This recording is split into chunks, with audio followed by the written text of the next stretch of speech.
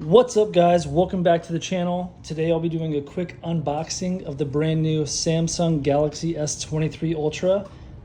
As you can see, it just showed up today. Pretty excited about it. I have my S22 Ultra right here on the side, as I can do some comparisons in terms of the size, shape, yada yada yada. But without further ado, let's cut this bad boy open and see what she looks like.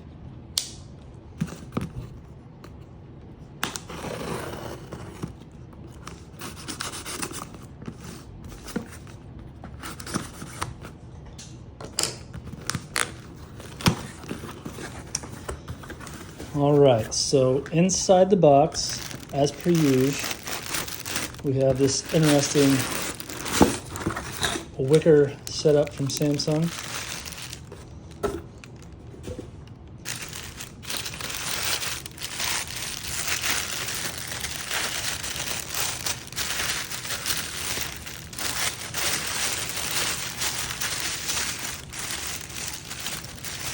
Man, talk about a waste.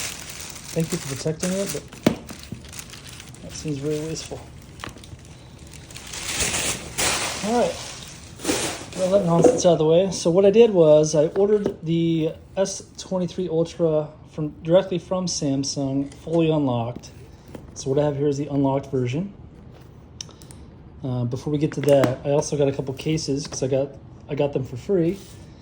I got the leather case in camel, what they call it, which is like a light brown or tan color. I also got the leather case in black because that's my style. I had the black one on the previous S22 Ultra.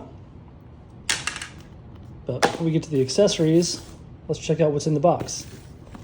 So the box itself, as you can see, it says Galaxy S23 Ultra on the front, a picture of the phone. On the side it says Samsung. The other side it says Galaxy S23 Ultra. On the back, just all the specs of the phone itself.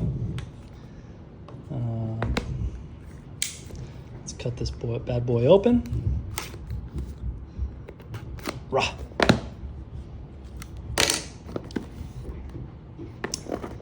All right, so inside the box, as per usual, probably nothing. There's this cardboard that's very, very loose, which probably has a SIM ejector tool and some nonsense paperwork. So pulling this out, we have a SIM ejector tool, nonsense paperwork, and the USB-C to USB-C charger. Pretty standard at this point.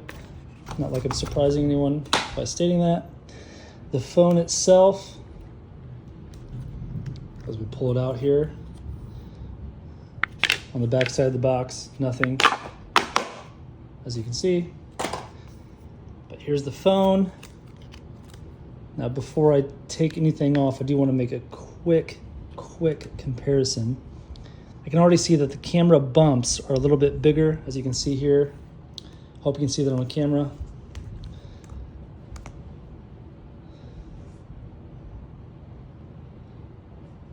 So the S23 Ultra definitely has bigger cameras than the S22 Ultra. Anyway, first thing that I notice, bigger camera bumps. Put this back over here. But the presentation, I will tell you, is nice, but it feels very cheap. Like this is just a cheap piece of cardboard. Wasn't even on the phone, wasn't stuck.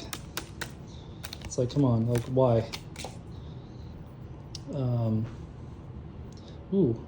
I will tell you, as I pick this up, already it feels better in the hand. The sides are square. So this design is more square on the sides, almost like the Note 10. And I will tell you right away, it feels so much better. Very comparable to my iPhone, to be honest with you, in terms of just the feel in the hand, how square it is. So right away, I'm already loving the feel comparatively.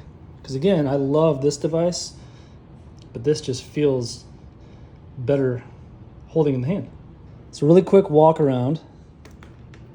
On the bottom, we have the S Pen on the left. We have the speaker grill, charge port, SIM ejector, SIM tray. On the right, looks like we have the ultra wideband antenna, the power button, volume rockers. On the left side, similar to the previous generation, nothing. So a quick side-by-side comparison before we even turn this guy on. As I mentioned, the camera bumps are definitely bigger on the S23 versus the S22. Give you a side-by-side comparison here. Actually, maybe this is a better way to showcase the camera bumps.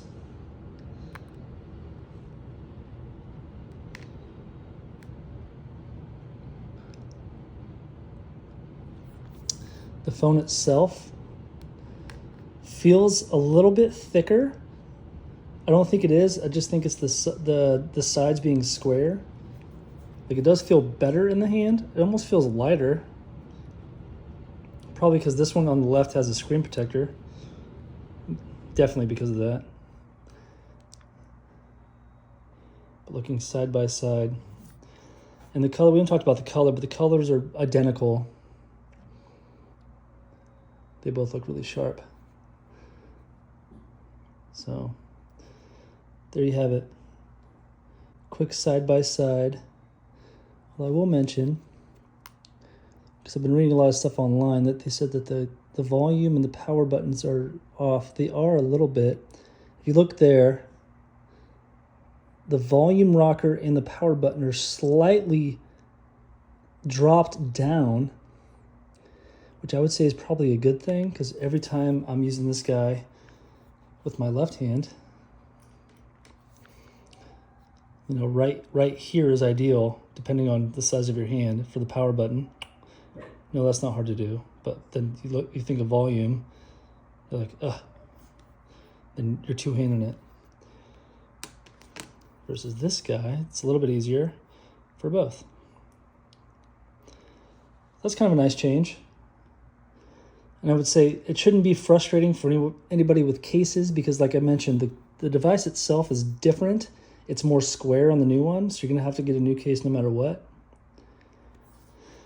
But so far, like I said, it's very, very similar. Minor differences. Initial feel, it feels better because it's square on the side. I don't know if I can showcase how square it is on camera.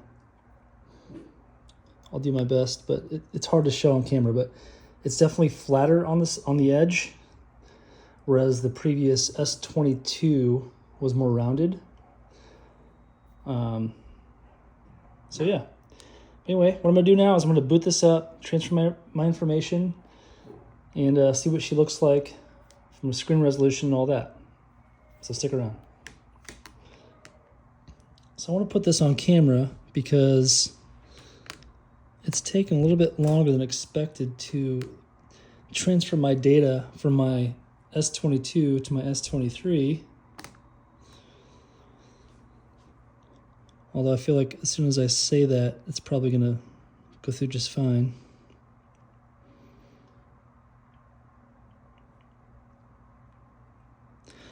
And maybe that's on me, because what I did was I popped the SIM card before I even turned the phone on. So maybe in the future, I keep the SIM card in the original device and just connect to Wi-Fi and do it that way. But I popped the SIM card from the old, put it in the new before I even turned it on. And then I powered it up and tried to do the transfer. But either way, you can see they're both on Wi-Fi, so shouldn't be an issue.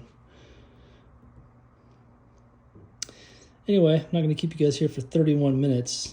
But I will get through this and then see where we're at from there. All right, guys, as you can see, we're getting down to the last minute here. It's been saying a minute for a while, so I'm not gonna, oh, boom, there we go. More promising.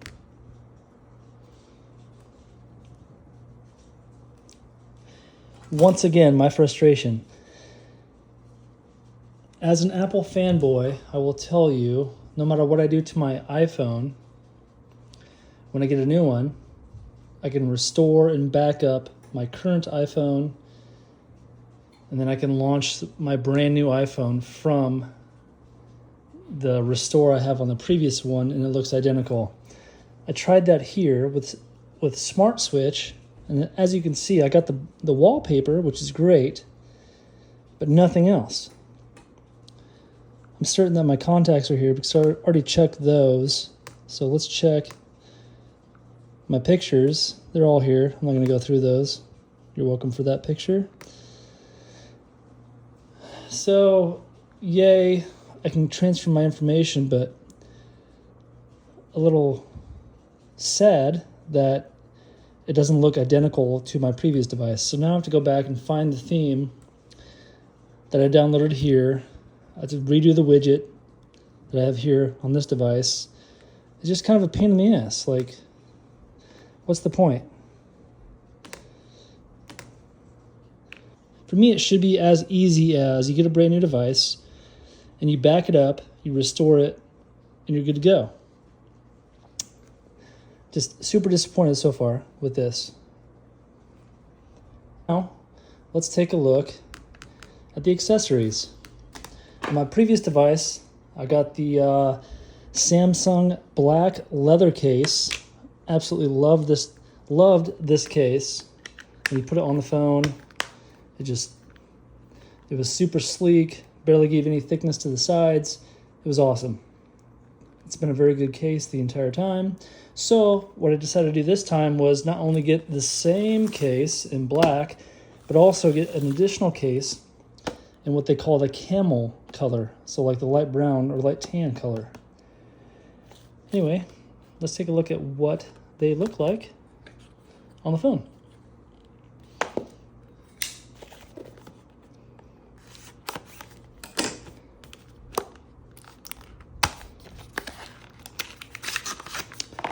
All right, the first one being the camel color.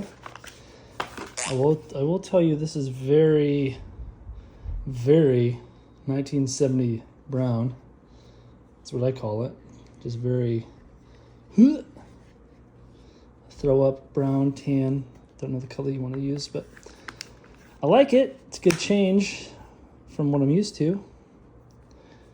And I will tell you in the hand, it's still very square on the sides. So Samsung did a great job in terms of keeping the device square in the hand. I'm not going to be a hater and say they copied Apple, but yeah, they probably took a lesson from Apple because the square in the hand makes sense because it fits better. So anyway, here's the brown. It looks pretty good. You can see it with the camera bumps. There's the black screen in case you have an all blacked out device. Looks really good. It feels really good. All in all, love the case.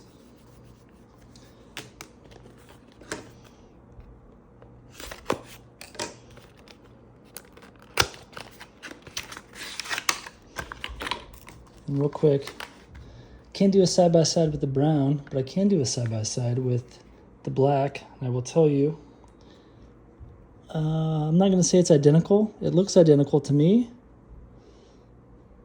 but this is a year old, so I'm going to say it's an identical-ish in color. Let's throw it on the device and see what it looks like. My guess is it looks phenomenal, which it does.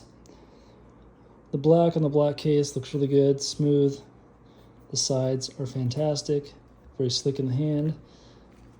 Side by side. Feel by feel. Which I know that's a weird thing to say, but feel by feel. The new device feels better. I'll be honest. Like, it feels slimmer. It's not any slimmer at all when you look at them side by side, but the square sides, it makes it feel smaller in the hand. It really does. So it feels good. Is it worth upgrading? Probably not. Actually, there's a great shot to showcase the squareness of the new one versus the old one. But back to what I was saying, like, should you upgrade? Probably not. Like, I just do this because I have a channel and I'm all about the newest and greatest tech. Like, they feel the same, they look the same. The new one is more square, feels better in the hand, so it's easier to one-hand operate. I think, so far. I haven't used it yet. But I do like the feel so far in the hand. face down. I'll be careful because this is a granite countertop. So as you can see, quick unboxing of the brand new Samsung Galaxy S23 Ultra.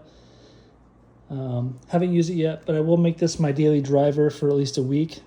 Hope this was helpful. As always, please like, subscribe, and share. Till next time, take care and peace out.